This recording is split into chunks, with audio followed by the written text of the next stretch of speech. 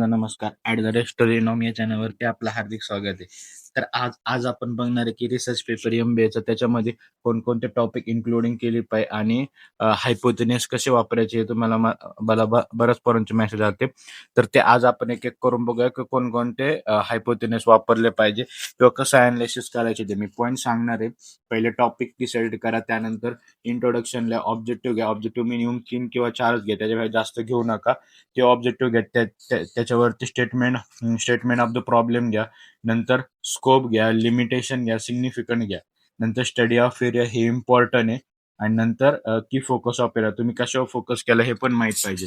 त्यानंतर chapter number 2 तुम्ही OJT मध्ये पण केलेले आणि फील्ड प्रोजेक्ट मध्ये पण केलेले. काय chapter number 2 review of literature. हे तर तुम्हाला माहिती पूर्ण घ्यायची. ओके. त्यानंतर थर्ड टॉपिक पण तुम्हाला माहिती आहे रिसर्च मेथोडॉलॉजी. याच्यामध्ये फक्त चेंज आहे तो 4 टॉपिक आहे. त्याचं मी तुम्हाला सांगणार आहे कसं करायचं. ओके. तर आपण बघू शकता. आता मी पहिल्या क्वेश्चनला तर मी तुम्हाला सांगतो. माझा ऑब्जेक्टिव्ह 4 आहे. एका ऑब्जेक्टिव्हचे 4 क्वेश्चन बनवले होते. ओके. ते रिलेटेड होते. त्याच्यामुळं मी जो ॲनालिसिस करणार आहे त्याच्यामधला कोणता पण एक क्वेश्चन घेणार मी आणि त्याच्यावरती ॲनालिसिस करणार आहे. समजलं? आता तुम्ही पण तुमचे जे क्वेश्चनर बनवायचं ते ऑब्जेक्टिव्हच्या रिलेटेड पाहिजे. ऑब्जेक्टिव्ह बरोबर 4 असतील तर तुमचे question 16 name, mobile number, email address धरून 20 टोटल क्वेश्चन पाहिजे. तर आपण बघूया. आता मी पहिलं इथं केलंय की पहिलं टाकलेलं आहे. आता कसं केलं की पहिले जे 4 क्वेश्चन त्याचं सगळ्याचं ॲनालिसिस मी करून घेतलेलं आहे. हा पहिला क्वेश्चन त्याचा ॲनालिसिस आहे. हा दुसरा क्वेश्चन त्याचा ॲनालिसिस आहे. हा तिसरा क्वेश्चन त्याचा ॲनालिसिस आहे आणि चौथा क्वेश्चन आहे त्याचा ॲनालिसिस आहे. ओके.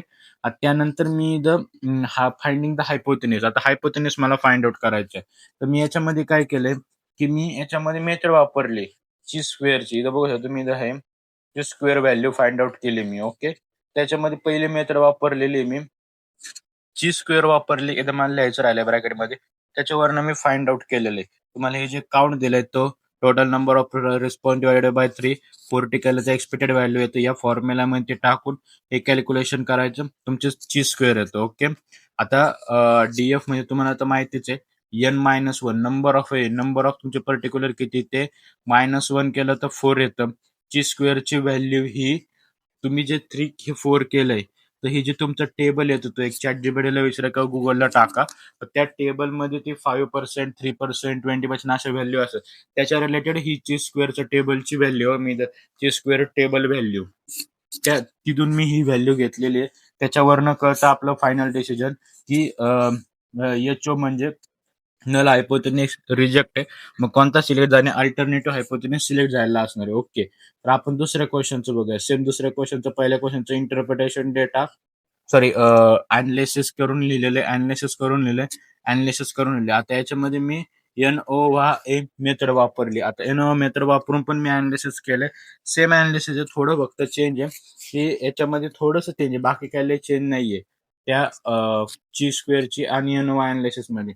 मी ॲनालिसिस केलंय. ओके मध्ये सगळं तुम्ही बघू शकतात.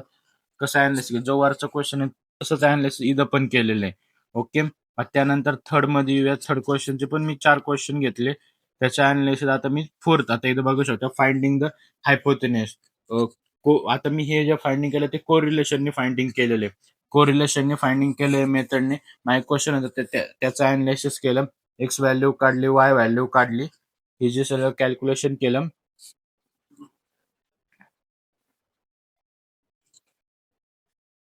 हे सगळं कॅल्क्युलेशन केलं. टोटल लिहिले इथं.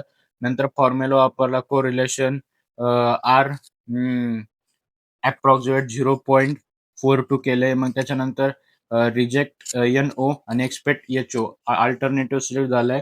नल हायपोथेसिस रिजेक्ट झालाय. आता आपण चौथी मेथड दाखवतो. याचं इंटरप्रिटेशन तुम्हाला ऑल चार्टचं लिहायचंय खाली. त्यानंतर फर्स्ट क्वेश्चन आहे, सेकंड क्वेश्चन, थर्ड क्वेश्चन आणि फोर्थ क्वेश्चन. आता मी याच्यामध्ये फाइंडिंग द टी टेस्ट इथं मला थोडं चुकलेलं. इथं टी टेस्ट नाही झेड टेस्ट आहे. कारण तुम्हाला हे पण माहित पाहिजे तुम्ही हे जे यूज करताय मेथड तर या मेथडचा यूज काय नाही. तुम्हाला जे एक्स्टर्नल येतात ते तुम्हाला क्वेश्चन विचारणार आहे. आता टी टेस्ट ही लेस दॅन 30 असतील तेव्हा टी टेस्ट वापरतात. इथं झेड टेस्टनी फाइंड आउट करायचंय सगळं. झेड टेस्ट वापरून फरक काय नाही, थोडासा फक्त फरक येतो. लय काय फरक येत नाही. तर बघू शकता हे सगळं काढायचं. याच्यामध्ये परत तुम्हाला कळतं की नल हायपोथेसिस सिलेक्ट आहे का अल्टरनेटिव्ह हायपोथेसिस सिलेक्ट आहे. ओके. आता त्यानंतर इंटरप्रिटेशन लिहायचं, नंतर फाइंडिंग, सजेशन, कन्क्लुजन आणि तुमचं रेफरन्स आणि बिब्लिओग्राफी लावायची आणि क्वेश्चनर लावली तर चालेल, नाही लावली तरी चालेल. तर अशा पद्धतीने बघू शकता मी तुम्हाला एवढा सोप्या याच्यामध्ये सांगितलं डेटा अनालिसिस कसा करायचा. नसेल कळलं तर कमेंट करून सांगा, मी दुसरा एक व्हिडिओ बनवून की प्रत्येक मेथडने कसा अनालिसिस करायचा. भेटूया नेक्स्ट व्हिडिओ मध्ये, तोपर्यंत बाय बाय.